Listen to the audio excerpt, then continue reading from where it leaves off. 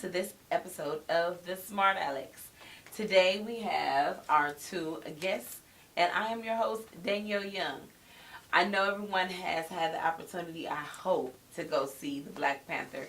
It had a hell of a debut this past weekend. So let's get into our conversation for today. And it will be, I'm so sorry. The conversation for today will actually be more about the characters in the movie Black Panther, okay? We all love Wakanda Forever. It has been the hottest hashtag.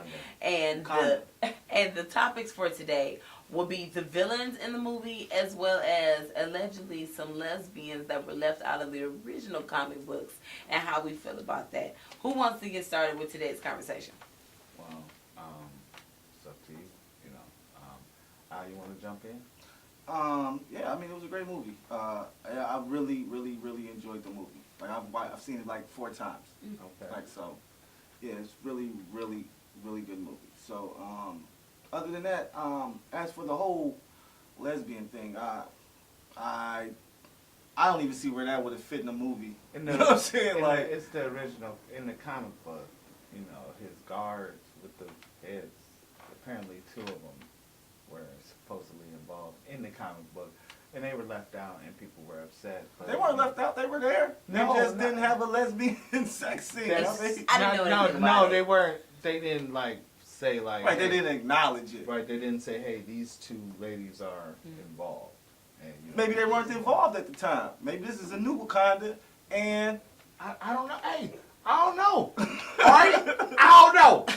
I'm just gonna be honest. I don't know. So the LGBT agenda was not pushed enough. I don't know. Are you I'm not upset about it? I mean, did you guys want to see? I mean, I didn't know anything about it. No, the movie was fine. The movie was I don't know. Awesome. I don't know why they would say something like that. Alright, I'm just gonna be honest. I just know about comic books because I used to read them when I was younger. Okay. So I'm saying, but. And what year were these comic books written in? Because I didn't know anything about it, so.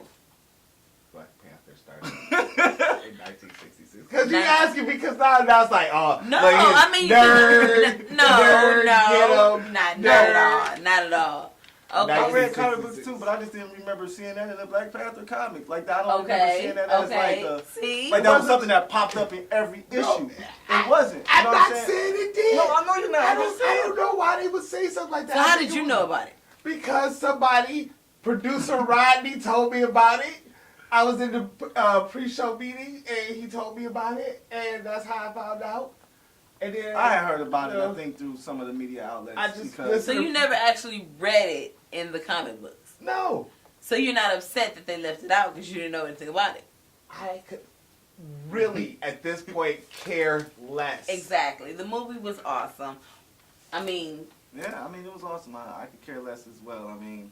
Maybe in part 2 they'll. You know what? I'm gonna tell you what was a letdown for me, and people can get mad. Everybody said that Micheal B. Jordan was like the greatest new villain, right? He was alright. I mean, he was a great actor. He did great acting, but as far as like villain, as far as like status in Marvel villains, well, maybe that's what they meant because I enjoy it. Like Marvel villain status, like I think it was more of he was a black Marvel villain, and his status there was. And he looked great. Because I mean, Jamie Foxx was a black Marvel villain in right. Come on, he was the shittiest Marvel villain. But that's what I'm saying. He was like low. Yo, that's what I'm saying. Because his head glowed. It was like it wasn't his power. It was just how he looked. His lips looked all ashy as shit. His hair was like lighting up. Yeah, I don't know. He just wasn't cool. Right. But this villain was definitely he cool. was cool, yeah. Micheal B. Like, Jordan. I guess like kudos I'm thinking to Micheal B. power-wise. Jordan. He really played that role.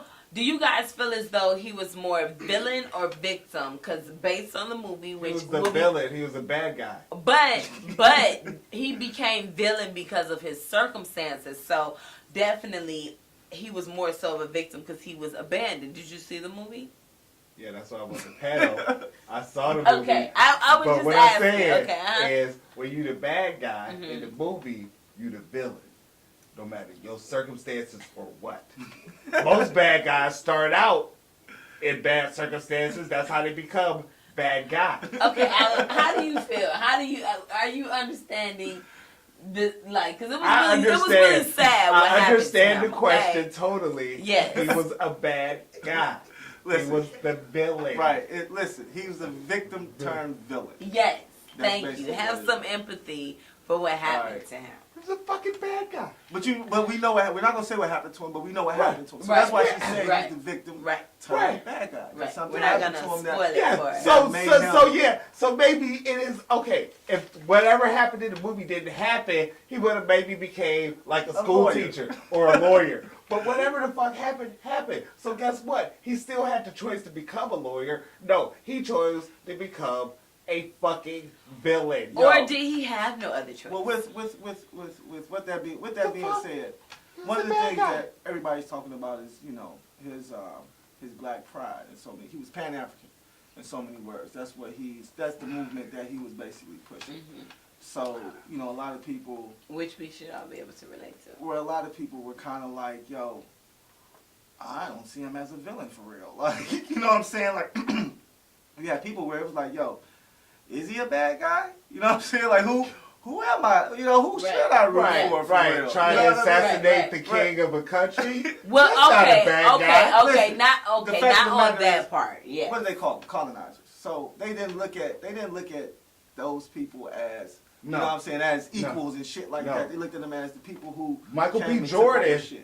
Jordan came into a country and tried to kill its leader. Correct? For a reason, though, Jay. Yes, not. Okay, so it's not a reason. So it's not like he was running around just picking fights, motherfucker. Most bad guys have a fucking reason. Cobra Commander had a fucking reason. What was his reason? He wanted world domination. Nah, that's not. That's not a good reason. I mean, no. You said this nigga's reason was personal. That's a general reason. And it was a I can really fucking break it down, but once again, I can break it down why Cobra Commander wanted it. It would be more in depth. I gave you the general reason. Fuck Cobra Commander. But he was a villain. We're not talking about Cobra Commander. He was a villain. Black Panther kicked Cobra Commander's ass. How about that? Two different universes. Two different universes. The fight would never happen. Because Black Panther would win if it did. No, it would not. It would not happen. They don't exist in the same universe. It ever did like your brain and body don't exist in the same universe. Well, clearly. These don't. Oh, go ahead, dude. No. Clearly, you guys have a beef here with the whole Marvel, playwright. Yeah, so, maybe we do. Yeah. So maybe we do. Let's hear our final thoughts as far as was the villain a victim or a villain in your opinions? Would you like to go first, Al? Man, listen. Okay, go ahead. This motherfucker was raw. Alright? He was raw. He was about Pan-Africanism. So, in all actuality, the movie was great. So, that's all I'm going to say. The movie was fucking awesome.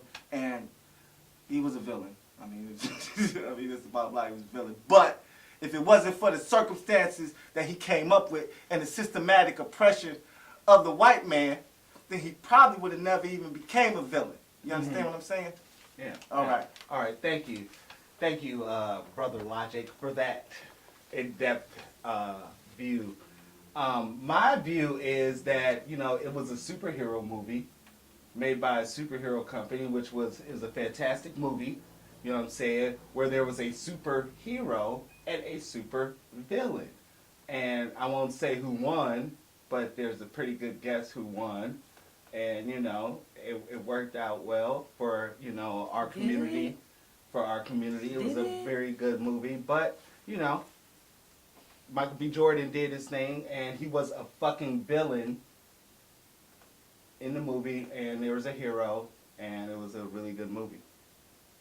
But he wouldn't have been a villain if it wasn't for the How do you know? How do you know? Because he could have grew up and went to MIT. We know. He could have grew up and went to MIT and still been like, what? I still want my brain. You know why? Because somebody would have been there to be his positive reinforcement, brother. You see what I'm saying, brother? You don't understand. All right? Mm-hmm. But we're going to leave it at that. Mm-hmm. Okay? Yeah. Right. Thank you. He's a super villain. Leave it at that. Go ahead, Danielle. He's a super villain. Leave it at that. Super villain. Okay.